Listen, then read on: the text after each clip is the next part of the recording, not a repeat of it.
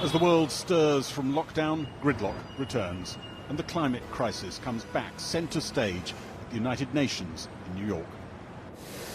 Boris Johnson, one of around 100 national leaders, expected to burn fossil fuels making their way to New York.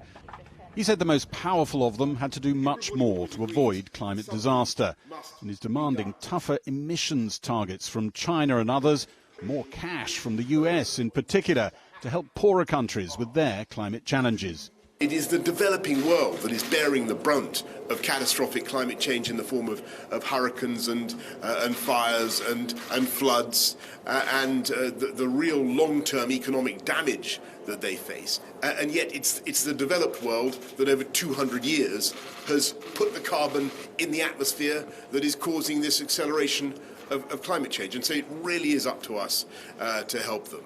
President Biden's climate envoy, John Kerry, said the US could be about to add the billions Boris Johnson wants to the international fund that helps poorer countries.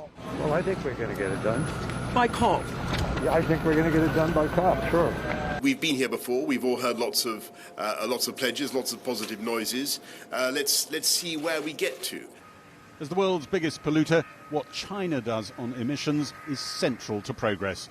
President Xi will not be here in person, and it's far from clear he'll make the journey to the COP26 gathering in Glasgow in 6 weeks either. From South Korea, a boy band, BTS, did make the journey to the UN. They released an appeal to world leaders for action on climate change and spoke in the main chamber. How are you? Nice to see you. Ahead of this evening's meeting with Brazil's President Bolsonaro, Boris Johnson said he would be delivering a stern message about how he must stop deforesting his country and start reforesting it. A reminder of the range of challenges involved, trying to get a deeply divided world to move in one direction. The last major climate agreement, of course, was pulled together at a very different time in West-Chinese relations. President Obama was in the White House. Joe Biden, of course, was in his team, as was John Kerry. And since then, relations with China have cooled. The idea that the West and China can both advance together seems to be slightly qualified. The idea actually is that maybe one only advances at the expense of the other. So it's a very different atmosphere in which they're trying to get agreement this time. And one of the milestones in that cooling of relations, of course, is the submarine deal, AUKUS, the Australian, UK, US deal that Matt Fry was just referring to. And a lot of attention has been focused on how France reacts to that very badly.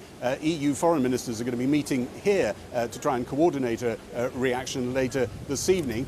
But another big reaction, maybe the biggest one, is the intended focus of that agreement, China. How does China react when the West is doing things like the AUKUS agreement? Nobody's quite sure. They might, some people think, do something that is more or less in line with what Boris Johnson is looking for at COP26, but they wouldn't, people think, do it at a time and at a place to suit to leaders like Boris Johnson and Joe Biden, to enhance them.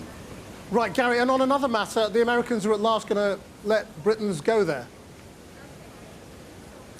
Britain's and EU citizens who've been double vaccinated and have got a negative test going to be able to fly over to the United States. This was one of the subjects we were told was going to be on the agenda for the Boris Johnson-Joe Biden meeting at the White House tomorrow. Well, Boris Johnson can draw a line through that now, it seems. And there is a suspicion around that just maybe the timing has been brought forward because Joe Biden wants to extend an olive branch to EU leaders, maybe to that meeting of EU foreign ministers that's happening around the corner. Whether that will work, we can't be entirely sure.